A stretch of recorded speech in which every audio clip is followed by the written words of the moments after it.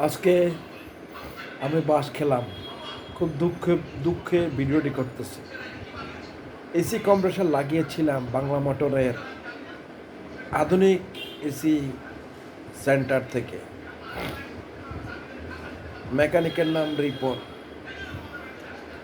সে আমার AC compressor লাগিয়েছে, recondition parts সেই এনেছে।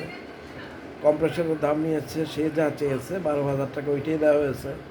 সার্ভিস চার্জ চাইছিল 5,000 টাকা, বলছিলাম 4,500 টাকা। সে বলছিল 1,000 টাকা স্যার এমনিই দিবেন, তো ওইটার 500 টাকাও দেওয়া হয়েছে। কিন্তু সাডেনলি সে কন্ডেন্সার তো লাগায় নাই, কম্প্রেসার যেটা লাগাইছে সেটাও নষ্ট করছে, আর প্লাস কন্ডেন্সারও নষ্ট করে ফেলছে। এখন কন্ডেন্সার আর কম্প্রেসার দুইটাই